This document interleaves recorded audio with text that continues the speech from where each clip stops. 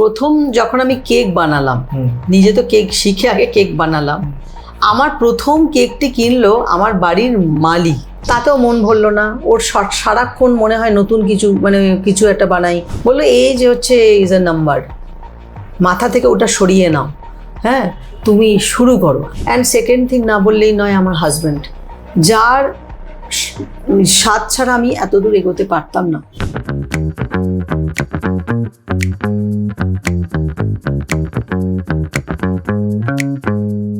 নমস্কার, আমি মইনা। আজ আমরা এসে পৌঁছেছি এমন একটা বুটিকে, যে বুটিক শাড়ি নয়। এই বুটিকে বহু রকমের কেকের সম্ভার রয়েছে। এই বুটিকের নাম কেক টেক কেক বুটিক।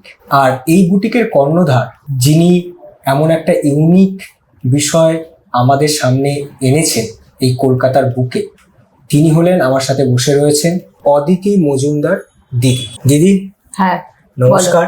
নমস্কার। বহুদিন ধরে বসবো করে হ্যাঁ, আজকে একটা সময় পেলাম। বাইরে সুন্দর বৃষ্টি হলো, ঠান্ডা ওয়েদার একদম। এবং তোমার সাথে বসলাম। তোমার এই যে কেক টেক কেক বুটিক, এই বুটিক নিয়ে তো কথা বলবো। সবার আগে আমার যেটা প্রশ্ন সেটা হচ্ছে এই কেক টেক কেক বুটিক, হ্যাঁ এই বিষয়টা তোমার মাথায় আসলো কি করে? অনেস্টলি বলবো, হ্যাঁ একদম। যেটা এলো মানে একদিন খুব সারপ্রাইজিংলি, যখন আমি ভাবছিলাম যে এবার একটা কিছু করতে হবে, সেই সময় হঠাৎ গাড়ি করে আমি আর আমার হাজব্যান্ড যাচ্ছিলাম, ঠিক আছে। তো যেতে যেতে হঠাৎ একটি লেখা বুক টুক, আচ্ছা, বইয়ের দোকান বুক টুক। তখন আমি ভাবলাম তাহলে কেক টেক হবে না কেন, তাহলে কেক টেক হতে পারে। এইবার এইটা যেই মাথায় আসা, তখন মনে করলাম যে কেক টেক যদি হয় তাহলে এই কেক টেকটা তো অনেক জায়গায় হতে পারে, তাই না? কেকস আছে, এ আছে, অনেক জায়গা থাকতে পারে। কিন্তু কেক টেকের স্পেশালিটিটা কি? আমাদের স্পেশালিটি হচ্ছে ইউনিকনেস, মানে একটা কেক আর একটা কেকের থেকে স্বতন্ত্র। সেই স্বতন্ত্রতা বজায় রাখার জন্যই আমি বুটিক নামটা দিলাম। যেমন শাড়ির বা ড্রেসের যে বুটিকগুলো হয়, সেখানে একজন পরলে আর একজন কিন্তু সেই এক রকমের জিনিস পাবেন না। আমাদেরও তাই। আচ্ছা, হ্যাঁ, কেক আমরা কাস্টমাইজ করি। আপনার একটা কেক থেকে আর একটা কেকের টেস্ট এবং দেখতে সবকিছু সব আলাদা। এটা কিন্তু শুনে আমি অবাক হলাম যে মানে ধরো আমরা 5 জন গ্রুপ রয়েছি, 5 জন এলাম, 5 জনের জন্য আলাদা আলাদা টেস্ট, আলাদা আলাদা সবটা, হ্যাঁ মানে অদ্ভুত এই ইউনিকনেস। সেটাই জন্যই ভাবলাম তাহলে এটা বুটিক কেন হবে না? বুটিক করলে মানুষের একটা ইন্টারেস্টও তো আসবে না। তাহলে বুটিকে কি পাওয়া যায়? শাড়ির দোকানে শাড়ির, বুটিকে শাড়ি পাওয়া যায়। তাহলে কেকের দোকানে নিশ্চয়ই এমন কিছু জিনিস পাওয়া যায় যেটা অন্য জায়গা থেকে মনে হয় আলাদা। এটা সত্যি খুব ভালো। তোমার মানে এই যে কেক টেক কেক বুটিক, এই প্রথম থেকেই তো এই জার্নি নয় তোমার, নিশ্চয়ই তুমি মানে এর আগে অন্য কোনো কর্মের সাথে যুক্ত ছিলে। আচ্ছা, সেই শুরুটা কোথা থেকে? মানে শুরু দেখো, সত্যি কথা বলতে অনেস্টলি আমি খুব একাডেমিক, মানে আমি পড়াশুনো করতে খুব ভালোবাসি ছোট থেকে, এবং আমি জুলজি নিয়ে আমি মাস্টার্স করেছি এবং মানে বিএডও করেছি, মানে পুরো টিচিং লাইনেই ছিলাম এত বছর। এবং অদিতিস টিউটোরিয়াল, যেটা কালিকাপুরে এস্টাবলিশড অলরেডি 2008 থেকে আছে, সেটা আমার নিজের টিউটোরিয়াল, ঠিক আছে। তো সেটা চলছিল। এবার এসে গেল কোভিড, ঠিক আছে। কোভিড, এবার কি আমি জার্নিটা শুরু করব বলতে? হ্যাঁ, আচ্ছা, 2000 তারপর এসে গেল 21-এর সময়। তখন আমার মেয়ে পড়াশুনো করছে, বিটেক পড়ছে SRM চেন্নাইতে বায়োটেকনোলজি নিয়ে, আর আমিও পড়াচ্ছি ভালো করে। তারপরেতে ওই কোভিডের সময়টায় মানে এই নিজের রান্নার তো একটা প্যাশন ছিল, কেকেরও প্যাশন ছিল। সেই সময় কি হলো, মেয়ে মোটামুটি আমাকে ইন্সপায়ার করলো। ওই সময় ও বিটেকটা শেষ করলো, তারপরে বছর 2020-তে করে ওর রেজাল্টও বেরোলো, ভালোভাবে পাসও করলো, খুব ভালো করে বললো। কিন্তু ওর ডিসিশন নিল যে না, আমি আর বায়োটেকনোলজি লাইনে আমি থাকবো না, এডুকেশন লাইনে আমি থাকবো না, আমি মানে করবো, কালিনারি আর্টস পড়বো। আমরা বললাম আমার কেকে প্যাশন আছে, রান্নার প্যাশন, কালিনারি ব্যাপারটা কি? হঠাৎ করে ব্যাপারটা যে এরকম লেভেলে প্যাশন, সেটা যে ও পড়তে পড়তে গ্রো করেছে, আমি তো অতটা জানতাম না। যদিও জানি যে 1 মিনিট একটা কেক বানিয়ে খেতে পারে, সেটা অবশ্য আমারই শিক্ষা আর কি থাকতে। তারপরেতে ও হঠাৎ করে ডিসিশন নিল যে ও আর এই ইন্ডিয়ানে থাকবে না। তখন ও বললো আমি করবো, বাইরে অ্যাপ্লাই করব। তখন অস্ট্রেলিয়াতেও অ্যাপ্লাই করলো, আর এতেও অ্যাপ্লাই করলো, দুবাইতেও অ্যাপ্লাই করলো। লা কর্ডন ব্লুতে পেয়ে গেল অস্ট্রেলিয়া, কিন্তু ওই সময় কোভিডের কারণে যেতে পারলো না। তখন আমরা বললাম যে তাহলে তুমি দুবাইতে করতে পারো ওখানে। তো দুবাইতে ও ICCA থেকে করলো, কালিনারি আর্টস নিয়ে পড়ার সাথে সাথেই ও জব পেয়ে গেল। প্রথম জব হলো অ্যাটলান্টিস দ্য পাম, আচ্ছা, ওখানে জব পেলো। এবং জব পাওয়ার পরে 2 বছরের মাথায় লেনা বলে একজন ট্রি মিশলিন স্টার রেস্টুরেন্ট একটি আছে, সেখানেতে ও জব পেয়ে গেল। তাতেও মন ভরলো না ওর, সারাক্ষণ মনে হয় নতুন কিছু, মানে কিছু একটা বানাই, নতুন কিছু, মানুষের টেস্ট স্মেল এইসব নিয়েও না, মানে জাস্ট ওটা প্যাশন। তো ওইটা করতে শুরু করলো। যাই হোক, ওর তো ওই দিকটা চলে যাচ্ছে ওর ব্যাপারটা বলতে। তারপরে ও যখন চলে যায় দুবাই, সেই সময় আমাকে বলল যে মা, তোমার বড্ড সিম্পল ইজি গোয়িং লাইফ হয়ে যাচ্ছে, তো তুমি এরকম খালি পড়াবে, তোমার যে এত ভালো লাগতো বেকিং করা, এগুলো করবে না? তা আমি বললাম না বাবা, ওসব ঝামেলা কে করবে, অনেক ওইগুলো এখন হবে না, এটা এজও তো হচ্ছে না আমার। তো বললো এজ হচ্ছে ইজ আ নাম্বার, মাথা থেকে ওটা সরিয়ে নাও, হ্যাঁ তুমি শুরু করো। আমি বললাম, ও একটি ইনস্টিটিউটে ভর্তি হয়েছিল বেকিংয়ের, তো সেইখানেতে আমিও ভর্তি হলাম। বললো যে তোমায় ভর্তি হতে হবে, এবং সেই ভর্তি হয়ে ইনস্টিটিউটে আমি শিখলাম। এবং শেখার সাথে সাথে তখন মনে করলাম এত ছোট ছোট ছেলেমেয়ের সাথে আমি শিখছি, বাট আমি কখন যে ওদের মধ্যে হারিয়ে গেছি আমি জানি না, যে আমি যেন ওদের এজেতেই চলে এসেছি। তখন সত্যি মনে হলো এজ ইজ আ নাম্বার। মন মানুষের কখনো বয়স বাড়ে না, মনের বয়স বাড়ে না। কিছু যদি করার ইচ্ছে থাকে না, না কিছুতেই সেই এজ বাড়ে না, বিলিভ মি। তারপর আমি ওখানে করলাম, কিছুদিন শেখার পরে শুরু করলাম বাড়িতে এবার কেক বানাচ্ছি, দেখি সবার খুব ভালো লাগছে। এ প্রসঙ্গে একজনের নাম আমি না বললেই নয়, আমারই ইনস্টিটিউটে, মানে আমার টিউটোরিয়ালের দিদি যিনি ইংলিশ পড়াতেন, মিঠু ঘোষ, তো উনি হচ্ছেন আমার মেন্টরও বলা যায়। তো উনি আমার যত কিছু টেস্ট করে, ওফ কি বানিয়েছো অদিতি, এটা কি বানিয়েছো, হ্যাঁ মানে এইগুলো আমাকে এত ইন্সপায়ার করেছে। অ্যান্ড সেকেন্ড থিং না বললেই নয়, আমার হাজব্যান্ড, যার সাথ ছাড়া আমি এত দূর এগোতে পারতাম না, যে আমাকে এনকারেজ না করলে আমি এর পরের জার্নিটা আর করতে পারতাম না। তারপরেতে সব কিছু মিলে, বুঝতেই পারছো, সংসার সামলে সব কিছু করে নট ইজি, প্লাস টিউটোরিয়াল চালাচ্ছি তখন আমি। এই করতে করতে এগোতে শুরু করতে সবার খুব ভালো লাগতে শুরু করলো। এরপরেতে যে জার্নিটা, সেটা হলো ক্রিসমাসের টাইম হলো, কেক বানালাম, সবার খুব পছন্দ হলো। তারপর আস্তে আস্তে কখন যে আমি বেকিং ব্যাপার ইন্ডাস্ট্রির মধ্যে আস্তে আস্তে ঢুকে যাচ্ছে আমি বুঝতে পারছিলাম না। তারপর দেখি সবার খুব ভালো লাগছে, সবাই অর্ডার দিচ্ছে, নিচ্ছে। ইন দ্য মিন টাইম এই জার্নির সাথে সাথে আমি খুব বড় একটি জায়গায় আমি পেলাম, সেটা হচ্ছে নেচার্স বাস্কেটের ভেন্ডারশিপ। আচ্ছা, তখন আমি মনে করলাম যে হ্যাঁ, আমার তো একটা ক্লাউড কিচেন লাগবে এইবার। তো আমি সেভাবে এস্টাবলিশ করলাম, ভেন্ডারশিপ পেলাম, এবং আজকে 2022 থেকে শুরু করে এখন 26 চলছে, 22 না মনে হয়, না 24 সালের ওইখান থেকে শুরু করলাম। আলি মারওয়ার, পার্ক স্ট্রিট আর ফোরাম মল, এই 3টি জায়গাতে আমাদের জিনিস থাকে সাধারণত, এবং সেখানে দিতে শুরু করলাম। বেশিরভাগটাই থাকে পার্ক স্ট্রিটেতে, নেচার্স বাস্কেটে। এবং তুমি তো জানোই, নেচার্স বাস্কেটে প্রিমিয়াম ব্র্যান্ড, ওখানেতে ভালো কোয়ালিটি না হলে হবে না। তো সেই করতে করতে কোয়ালিটির ব্যাপারটা খুব ভালো করে মাথায় ঢুকে গেল। অ্যান্ড দ্য হাইজিন, যে মানুষের স্বাস্থ্য নিয়ে ব্যাপার, এখানে তো সব দিকে খেয়াল দিতে হবে। তো পুরো ব্যাপারটাই দেখছিলাম আমি। এই করতে করতে তখন মনে হলো এবার মেয়ে ততক্ষণে দুবাই ছেড়ে যখন আমাদের একটি ক্যাফে আমরা নিলাম লেক গার্ডেন্সে, তখন মেয়ে তখন মনে করলো যে আমি এতে যাব, আরেকটুখানি আমি এটাকে শিখবো আরো, এবং আমার কাজের মাধ্যমে শিখবো। তখনও চলে গেল টার্কস অ্যান্ড কাইকোস আইল্যান্ডে, JW ম্যারিয়েটের আন্ডারে, সল্টেরা বলে, সেখানে তো করলো প্রায় 1 বছর করে।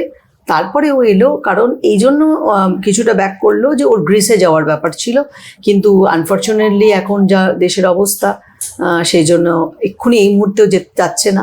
এবং এই মুহূর্তে ওর মনে করেছে যে আমাদের বিজনেসটাকে হাল ধরার আর কেউ নেই, সেই জন্য কিছুটা সাপোর্ট ও দেবে, তারপরে যদি মনে করে সেভাবে ও এগোতে পারবে আর কি। কিন্তু একটা জিনিস খুব সুন্দর লাগলো, যেটা আমাদের সেটা কলকাতা হোক বা গোটা বাংলা জুড়েই হোক, ঠিক আছে, বাঙালি ফ্যামিলি, আমি বাঙালি বলছি, আমি রাজ্যের বাইরে যাচ্ছি না, বাঙালি ফ্যামিলি, সেটা উচ্চবিত্ত হোক, নিম্নবিত্ত হোক, মধ্যবিত্ত হোক, একটা বিষয় রয়েছে যে বাবা মা মানেই আমরা সব জানি, সন্তানরা যতই বড় হোক যাই হোক তাদের ডিসিশন আমরা শুনবো না, না এটা 1 নম্বর। 2 নম্বর হচ্ছে এই যে মানে তোমার মেয়ে, দিদি হোক বা যাই হোক, ঠিক আছে, বিপাশা মজুমদার, হ্যাঁ বিপাশা মজুমদার, তিনি যখন বিটেক ছেড়ে হ্যাঁ অন্য একটা বিষয় নিয়ে এগোতে চেয়েছে, সেইটাকে তোমরা যেভাবে সাপোর্ট করেছো, হ্যাঁ আমার মনে হয় যে আজকে যারা এই ভিডিও দেখছে দর্শক, তাদের এটা শেখা উচিত। আমাদের বহু বাঙালি পরিবার রয়েছে যেখানে দাঁড়িয়ে ইঞ্জিনিয়ারিং হোক, ডাক্তারি হোক, অনেকে হয় এরকম যে হয়তো শুরু করলো, মাঝপথে তাদের ইচ্ছে হলো যে আমি এটা করবো না, আমি এবার একটু ক্রিকেট খেলবো, আমি একটু অ্যাক্টিং করবো, আমি একটু নাচ করবো, তখনই মানে পাহাড় ভেঙে পড়ে ফ্যামিলিতে। সেই জায়গাটায় কিন্তু তোমরা এই যে সাপোর্ট করেছো এবং ওদের ডিসিশনে তোমরা নিজেদের বাকি পথটা এগিয়ে নিয়ে গেছো, এই দুটো, এটা কোথা থেকে, মানে এটা তো ফ্যামিলির আরো যারা মেম্বার বা আমরা যারা আমাদের বাঙালিদের মধ্যে রয়েছে, পাড়া প্রতিবেশী কি বলবে, মেয়ের কথায় এখন চলছে, ও টিউটোরিয়াল বিষয়টা ছেড়ে দিয়ে এখন কেক বানাতে চলে যাচ্ছে। শুধু ছাড়িনি তো, আমি টিউটোরিয়াল এখনো, মানে ইনফ্যাক্ট আজকেও আমাকে গিয়ে এখন পড়াতে বসতে হবে, মানে আমার তো এটা 2008 থেকে, এবং এখন আমি পড়ার সাথে যুক্ত। আমি এক হাতে পড়ানোর দিকটাও দেখি, আর এক হাতে আমার কেকের এই বিজনেসটাকেও সামলাচ্ছি।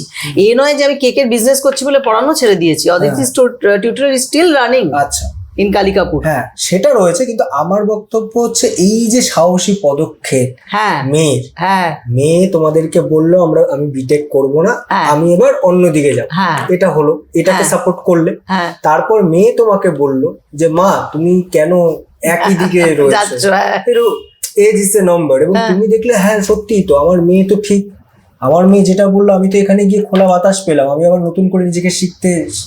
এই যে পুরো এই বিষয়টা তোমার কাছে কি? কারণ আমার মনে হয় তোমার এই উত্তরটায় অনেকে কিন্তু, অনেকের মনোভাব, অনেক কিছু চেঞ্জ হতে পারে, অনেক বাবা মার মনোভাব চেঞ্জ হতে পারে।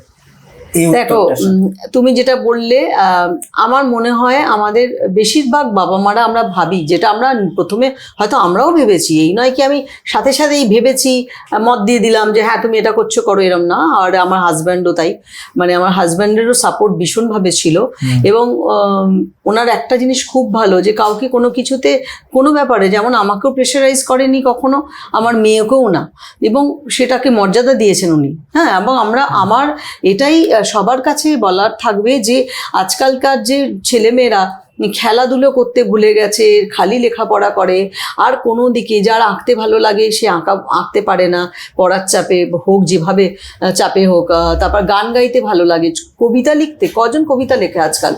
আমার মনে হয় না খুব একটা কেউ লেখে। আগে আমরা তো খুব কবিতা লিখতাম, হ্যাঁ, মানে ইনফ্যাক্ট আমি লিখতাম। তো আমাদের সেইটা একটা পরিবেশ ছিল। এখন কি হয় না, এই চার দেয়ালের মধ্যে, এখন নিউক্লিয়ার ফ্যামিলি, সবাই মোটামুটি সুবিধার জন্য থাকি, কিন্তু সেখানেতে না, বাচ্চাদের পাশে বাবা মাদের আমি বলবো একদম বন্ধুর মতো করে মিশুন, এবং এদেরকে সবসময় সাহস দিন, এবং ঠিক পথে যেন চালিত হয়। মানে ওর মধ্যে অ্যাকচুয়ালি কি আছে, বাচ্চাটির মধ্যে তার বিকাশটা কিভাবে হওয়া উচিত, ও কি চাইছে অ্যাকচুয়ালি, ক্লাস 10-এর পরেই অনেকটা বোঝা যায় যে কোন দিকে বাচ্চাটা যেতে চাইছে। আর আমার মেয়ের ক্ষেত্রে তো সেটা আমি একদম ইঞ্জিনিয়ারিংয়ের শেষের দিকে গিয়ে বুঝতে পারলাম, অনেকটা দেরি হয়েছে সেই টাইমটা। বাট আমি সবাইকে এটা রিকোয়েস্ট করব যে আমরা ক্যারিকুলার অ্যাক্টিভিটিস বলি, যেগুলোকে প্রাধান্য দিই না, হ্যাঁ, সেটা অ্যাক্টিং হতে পারে, সেটা গান হতে পারে, যে কোনো জিনিস পড়াশুনোর সাথে সাথে, এটা বলবো না কি পড়াশুনো ছেড়ে, সেটা পড়াশুনোর সাথে সাথে যদি এটা চালায় আর একটু অন্য লাইনে যদি মুভ করে, আমার মনে হয় দেশের অগ্রগতিও সেই দিকে হতে পারে।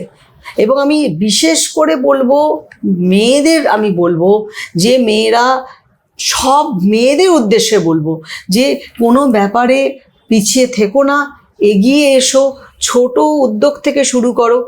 এখন আমরা গভর্নমেন্টেরও অনেক সাহায্য পাচ্ছি, সেই দিকটাও যদি আমরা ফোকাস করি, মেয়েরাও অনেক কিছু করতে পারে, শুধু ইচ্ছার দরকার। যেমন দেশলাইতে না, একটু জাস্ট এরমভাবে একটা ক্লিক করলেই দেখবে দেশলাইটা জ্বলে ওঠে, ঠিক সেরকমই তোমাদের এই উদ্যোগ যদি একটুখানিও হয়, সেটা দেখবে অনেকটা এগিয়ে গেছে এবং ওভারঅল আমাদের দেশ অনেক এগিয়ে যাবে তাহলে। এবং সেই সময় যদি তোমার মেয়ে হ্যাঁ সেই ডিসিশনটা তোমাকে না দিত বা তোমাকে যদি না বলতো, তুমি অনেস্টলি বলো আজকে তোমার তুমি যেভাবে একটা মুক্ত বাতাস নিতে পারছো বা একটা এই কেক বা এই ওরিয়েন্টেড এই বুটিক এই সবটা নিয়ে একটা নতুন জীবন তুমি পেয়েছো, হ্যাঁ এই লাইফটা কি পেতে? একদম না, একদম না। মানে ও আমাকে না যে একটা জানলা খুলে দিয়েছে বলতে পারি, মানে উইন্ডো। আমরা কি করি, অনেক উইন্ডোজ থাকে আমাদের মনের জানলা, সেগুলো আমরা বন্ধ করে রেখে দিই, ভাবি আমার দ্বারা তো এটা হবে না, আচ্ছা এটা করেই বা কি হবে, অলওয়েজ উইল থিঙ্ক মানে নেগেটিভ আর কি, যে না এটা আমার একটা বয়স হয়ে গেছে, আচ্ছা আমি এটা পারবো না। এই জায়গাটার আমার মেয়ে একদম খুলে দিয়েছে এবং দেখিয়ে দিয়েছে সত্যি এজটা কোনো নাম্বার নয়। মনের এনার্জি থাকলে, শারীরিক প্রতিবন্ধকতাও যদি কারোর থাকে সেটাও ফ্যাক্টর নয়। অনেক আগে আমি একটা মুভি দেখেছিলাম যে এক ভদ্রমহিলা, তার দুটো পা নষ্ট হয়ে গেছে, হুইল চেয়ারে করে যান, কিন্তু তিনি দিব্যি টেনিস খেলছেন, খেলছেন। এরকম একটা মুভি আমি দেখেছিলাম, আমার মনে পড়ে। তাই মনে হয় যে শারীরিক প্রতিবন্ধকতা হোক, যে বন্ধকতাই হোক, সেটাকে কিন্তু ওভারকাম করা যায়, সেটাকে এবং করা উচিত আমার মনে হয়। এবং মেয়ে আমাকে খুব সাহায্য করেছে এবং আমার হাজব্যান্ড, এই দুজনের সাপোর্ট ছাড়া, এবং আমার ভাইও, বাবা মা তো এখন নেই, সুতরাং তাদের তো সবসময় সাপোর্ট ছিল। আমার ভাই, আমার মা বা আমার হাজব্যান্ড এবং আমার মেয়ে, এখন এরা আমার সব সময়। এবং আজকে আমি এবার পুরো একটু অন্যদিকে যাই। এই যে বুটিকটা খুললে তুমি, এবং তার পাশাপাশি তুমি একটু আগে বললে যে একটা ক্যাফেও ছিল, তোমাদের ক্যাফে খুললে, এবং পুরো যখন একটা বিজনেস ওরিয়েন্টেড জায়গায় চলে এলে একটা প্রোডাক্টকে কেন্দ্র করে, সেটা কেক, ঠিক আছে, কেক এবং সেভারি, শুধু কেক না, মানে নোনতা আইটেমও আছে, যেমন ধরো চিকেন পাই হয়ে গেল, ক্যালজোন হয়ে গেল, একটু অন্য ধরনের আর কি, হ্যাঁ, কোরিয়ান বান এখন তো খুব, এরকম নানা রকমের জিনিস আছে। কিন্তু চিজ কেক আমাদের খুব ফেমাস, আমাদের চিজ কেক গুলো, এরকম প্রচুর ভালো ভালো প্রোডাক্টস আছে। আচ্ছা, এই পুরো যে বিষয়টা শুরু হলো, হ্যাঁ, এবং শুরুর যে দিনটা, হ্যাঁ, ঠিক আছে, সেই দিনটা কেমন ছিল যেদিন বাস্তবায়িত হলো, যে স্বপ্নটা দেখলে সেটা বাস্তবায়িত হলো? শুরুর দিন খুব যে সোজা ছিল সেটা ছিল না। আচ্ছা, শুরুর দিন আনন্দের ছিল, কিন্তু তারপরে শুরু হলো স্ট্রাগল, তারপরে সেই লড়াই, তারপরে শুরু হলো লড়াই হচ্ছে যখন আমি ক্যাফেটা খুললাম, সেটাতে একটা টাকা পয়সারও ব্যাপার থাকে, সেই টাকা পয়সা জোগাড় করে সেটা শুরু করলাম সব দিক থেকে। প্রথমে খুব ভালো শুরু হলো, কিন্তু এখন না, যেমন যুগ এসেছে সেখানেতে সোশ্যাল মিডিয়াটা খুব অ্যাক্টিভ, হ্যাঁ, সব দিক করে, তারপরেতে আবার দেখলাম আস্তে আস্তে খুব ভালো ফুটফল হলো। এবং সবচেয়ে যেটা ক্যাফে করে আমার ভালো হলো সেটা হলো কানেকশনস, খুব ভালো মানুষের সাথে সান্নিধ্যে আসতে পারলাম। এবং সবচেয়ে বড় কথা যেটা ক্যাফেটা করে আমার আরো ভালো হলো, যে প্রচুর মানুষের সাথে যে কানেকশনসগুলো পেলাম, তাতে করে অনেক দিক খুলে গেল আমার। হ্যাঁ, এবার আস্তে আস্তে আমরা কর্পোরেটের দিকে মুভ করলাম। হ্যাঁ, এখন আমাদের একটা ইয়েতে নিউ টাউনে একটা অফিসের মধ্যে একটা হয়েছে, একটা মানে কিওস হয়েছে আর কি। তারপরেতে আমার গার্ডেন ক্যাফের আন্ডারে রবীন্দ্র তীর্থে, ওখানে আমাদের একটা ছোট একটা কাউন্টার আছে। হ্যাঁ, সব মিলিয়ে প্লাস আমাদের অনেক ক্যাফেজ আছে, রেস্টুরেন্ট আছে যারা আমাদেরই প্রোডাক্ট ব্যবহার করে। আচ্ছা, হ্যাঁ, এছাড়া যার যেরকম চাই তারা অর্ডার করে পার্সোনাল, এগুলো তো আছেই। এরকম হয়েছে যে ধরো গোটা দিন বসে রয়েছো, কিন্তু তোমাদের যে আউটলেট ছিল সেখানে কাস্টমার আসেনি, ঠিক আছে, বা এরকম দিনের পর দিন হয়তো খুব কম কাস্টমার রয়েছে? এই প্রশ্নটা করার একটাই কারণ, তুমি যেটা প্রথমেই বললে যে আমরা ওপেন তো করলাম, তারপর আসল স্ট্রাগল শুরু হলো। হ্যাঁ, ওই আসল স্ট্রাগলটা অনেকে ধৈর্য নিয়ে পার করতে পারে না, তার আগেই ধৈর্যচ্যুতি হয়, হ্যাঁ, বন্ধ করে দেয়। হ্যাঁ, আজকে তোমরা ওই ধৈর্যটা রেখেছিলে বলে আজকে এত জায়গায় তোমাদের। হ্যাঁ, আর দেখো ক্যাফেটাই আমি মনে করি না মূল বলে, আমার ইচ্ছা করলে আমি ক্যাফে বন্ধ করতে পারি, সেটা অসুবিধা নেই, কিন্তু আমার তো 10টা দরজা খুলে গেল। ক্যাফে যে আমাকে রাখতেই হবে, আমার তো ক্লাউড কিচেন, আমি তো ক্লাউড কিচেন থেকেই সবাইকে দিচ্ছি, এবং আমার তো যেখানে যেখানে দরকার আমরা সেখানে ইয়ে করতে পারছি। হ্যাঁ, ক্যাফেটা একটা এখন সবার ভালো লাগে, এসে বসলো একটু চা কফি খেলো এগুলো, কিন্তু প্রোডাক্ট অ্যাকচুয়ালি কথা বলে। যদি প্রোডাক্ট কথা বলে না, সেটা যদি রাস্তাতেও যদি একটা দোকান রাখা যায়, সেখানেও আমার মনে হয় সেটা ভালো চলতে পারে। তো ধৈর্য ধরে থাকতে হবে। ধৈর্য মানে অসম্ভব ধৈর্য লাগে এর জন্য। এক তো প্রোডাক্টকে একদম পারফেক্ট করা, এবং সেখানে যাতে কোথাও না একটাও কাস্টমার বাজে ফিডব্যাক। আমাদের যতদিন আমরা কাজ করছি, আমাদের কাস্টমার ফিডব্যাক খুব ভালো। হ্যাঁ, এবং ইভেন আমাদের গুগলেতেও রেটিং খুব ভালো আছে, যে মানুষ খুব পছন্দ করে সবকিছু। আর শুধু তো খাওয়াটা বিষয় না, আর একটা হচ্ছে ব্যবহার। যারা আসছেন আমাদের সাথে, আমাদের যে কাস্টমার, তাদের যদি আমরা ঠিক জিনিসটা না দিতে পারি, এক খাওয়া আর একটা হচ্ছে ব্যবহার, তবেই তো তারা বারবার ফিরে আসবে, তাই না? এবং এই যে তৃপ্তিটা মানুষ খেয়ে, তোমার প্রোডাক্ট খেয়ে তোমাকে যে বলছে, হ্যাঁ, এই তৃপ্তিটা তো অন্যরকম। একদম, এটা একদম অন্যরকম। আমার মনে আছে বেশ কিছুদিন আগে হঠাৎ মনে হলো আমি একটু অন্য রকমের খাবার বানাই। তখন আমি একটু কোরিয়ান চিকেন, তার সাথে একটা কোরিয়ান রাইস বানিয়েছিলাম এই পুজোর দিকটায়। তা আমার ক্যাফে যেসব কাস্টমার এসছে, সেদিন আমি জাস্ট ডিনারে তো ওটা রেখেছিলাম। এত তৃপ্তি করে সবাই খেয়েছিল, এবং ঠিক বাড়ির মতো। আমার মনে হয় এখন ক্যাফেতে গেলেও না, মানুষ কোথায় একটা বাড়ির একটা জিনিসটা, পরিবেশটা খোঁজে। আমি দেখছি এটা, মানে সেখানে যদি একটা আপ্যায়ন না থাকে, সেখানে একটা সুন্দর গ্রিটিংস না থাকে, সেখানে কেউ যেতে চায় না, একদম, তাই না? পজিটিভ একটা এনার্জি, হ্যাঁ, শান্তি। হ্যাঁ, মানে যেমন আগেকার দিনে মায়েরা যখন আমরা খেতাম, বসে খাওয়াতেন, সেখানে ভাবুন যে যদি যিনি এন্টারপ্রেনার বা যিনি ওনার, তিনি যদি বসে খাওয়ান কাস্টমারকে, তার কত ভালো লাগবে। তো সেই জিনিসটা দরকার।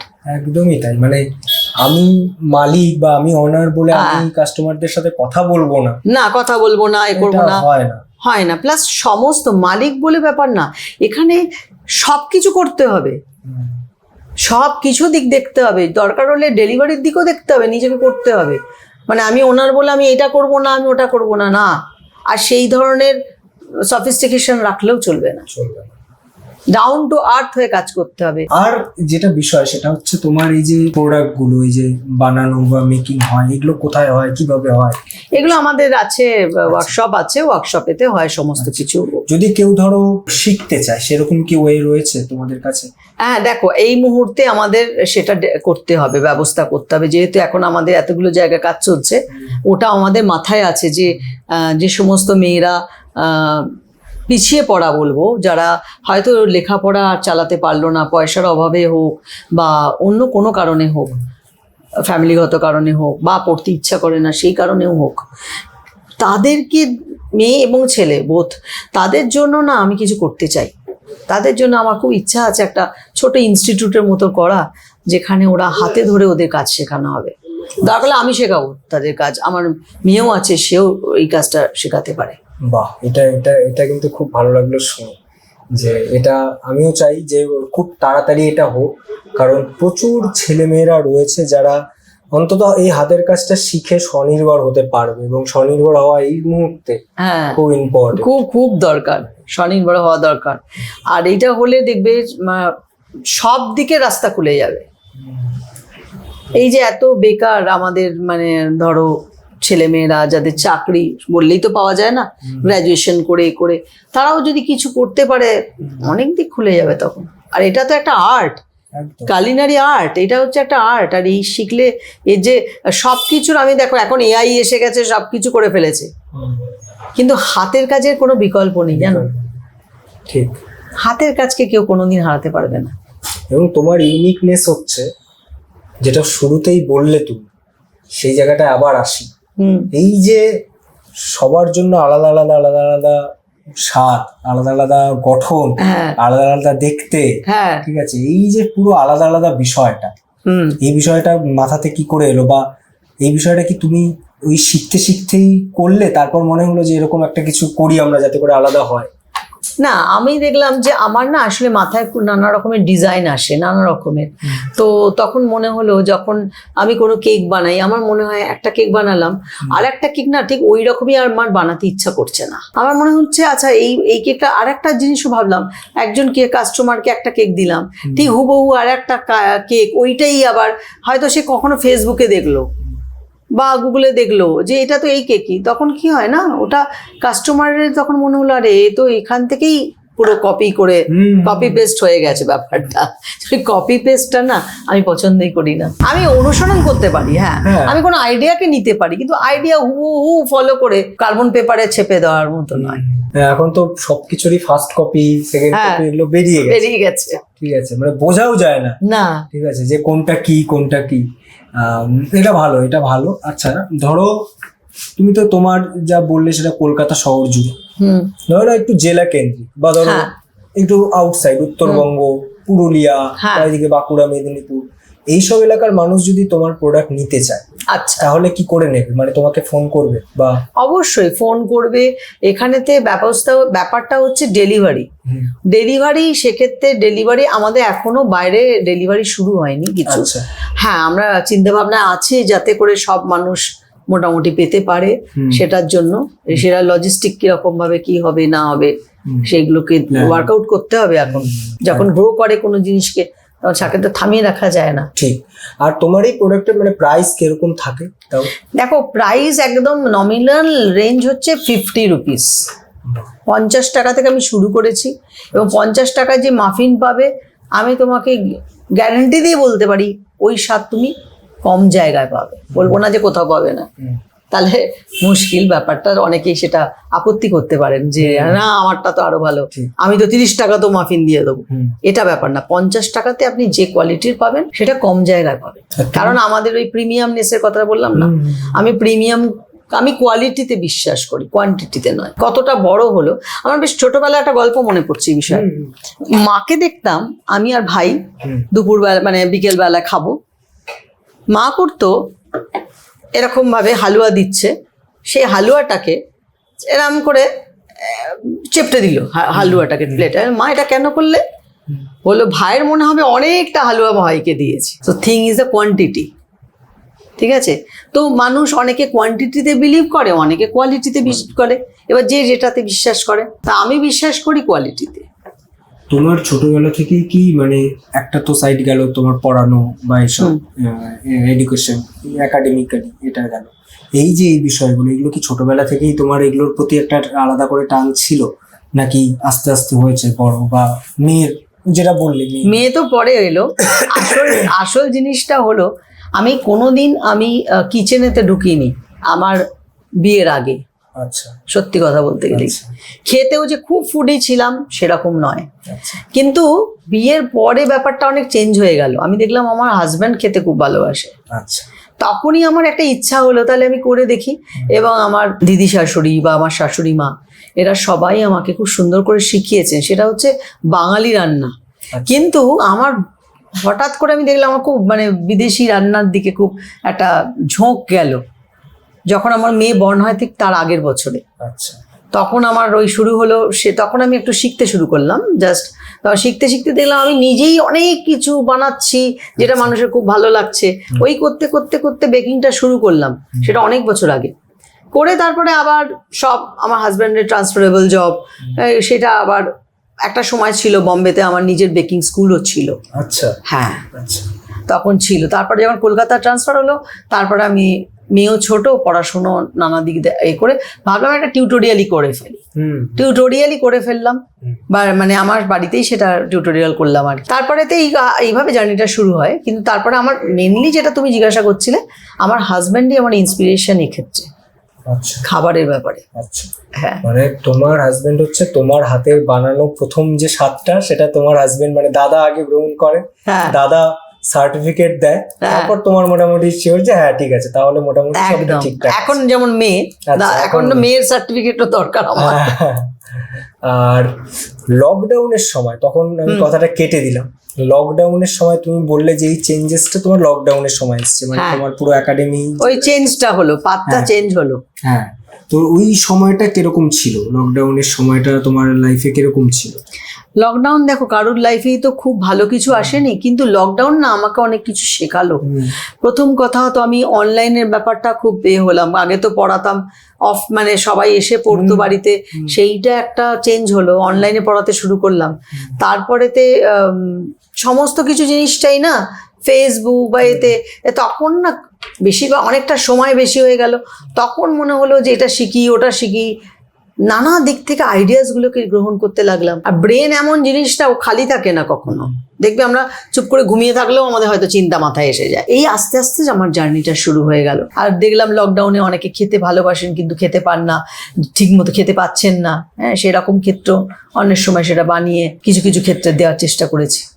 তোমার এই বেকিং বা এই ক্যাফে বা যাই হোক, এই পুরো ব্যানার, তোমার যে ব্র্যান্ড, হ্যাঁ, ফার্স্ট যে ইনকামটা তোমার কাছে এলো, সেই টাকাটা, হ্যাঁ, সেই মানিটা তুমি কি করলে, এক নম্বর। আর দু নম্বর, সেই যে এলো ফার্স্ট, তুমি একটা মানুষকে খাওয়ালে, তার পরিবর্তে তুমি একটা টাকা পেলে, সেই সময়কার এক্সপিরিয়েন্সটা তুমি একটু বলো। প্রথম যখন আমি কেক বানালাম, নিজে তো কেক শিখে আগে কেক বানালাম, আমার প্রথম কেকটি কিনলো আমার বাড়ির মালি। আচ্ছা, হ্যাঁ হ্যাঁ, সেই মালি আমার একটি কেক কিনলো, বললো আমি কিছু যদি মনে না করেন আমি কেক বানাচ্ছিলাম, এই কেকটা কি আমি কিনতে পারি? হ্যাঁ না, এটা তো আমি তোমাকে এমনিতেই দেবো, এটা কি না, সে তো হাতের কাজ করে, সে জানে, সে কিনলো। আর সেই দিন যে আমার কি আনন্দ হলো চিন্তা করতে পারবে না। এবং তখন আমার মনে আছে যে সেই টাকাটা দিয়ে কিছুটা অংশ আমরা কি করি, টাকা পেলে কোনো আগে ঠাকুরকে নিবেদন করি, সেখানটা করলাম। এবং যারা আমার আশেপাশে গরিব দুঃখী তাদেরকে অল্প স্বল্প কিছু দান করলাম। তারপর শুরু হলো জার্নি।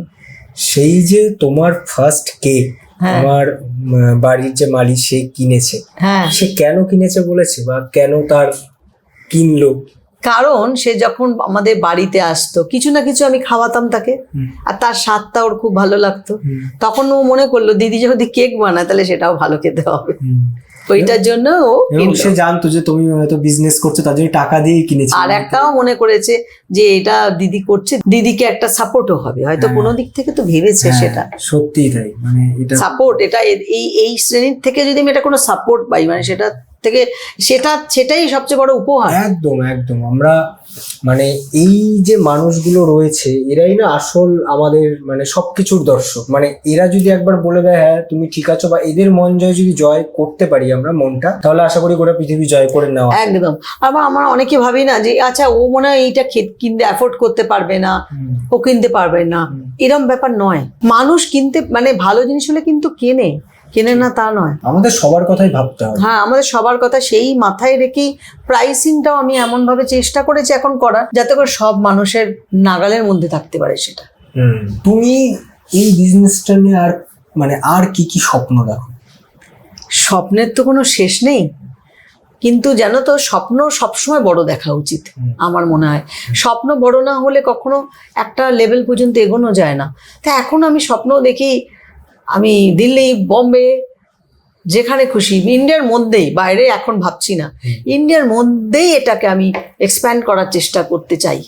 তোমার ধরো দুটো সাজেশন, যারা স্বপ্ন দেখছে, যারা ধরো এই কেক নিয়েই স্বপ্ন দেখছে, যারা হয়তো এখন শিখছে, তাদেরকে ধরো দুটো সাজেশন, যারা শুরু করতে চাইছে, তোমার মনে হয় যে এই দুটো সাজেশন যদি তারা শোনে, ঠিক আছে, তাহলে তারা একটা জায়গায় পৌঁছতে পারে, ঠিক আছে, সেই দুটো সাজেশন তুমি দাও। আচ্ছা, যদি কেউ শুরু করেছে জার্নিটা অলরেডি, তাহলে আমি তাকে বলবো না তার না প্রথমেই কোনো বিজনেসেতে টাকা লাগানো বা কোনো হুট করে একটা কিছু করাটা উচিত হবে না। প্রথমে না ফিল্ডটাকে দেখা খুব জরুরি। সেটার জন্য কি করতে হবে, সেটার জন্যে নানা রকম স্টল বুকিং করে হয়, যেখানেতে জিনিস বিক্রি হয়। ফার্স্টে না বিজনেসকে বুঝতে হবে।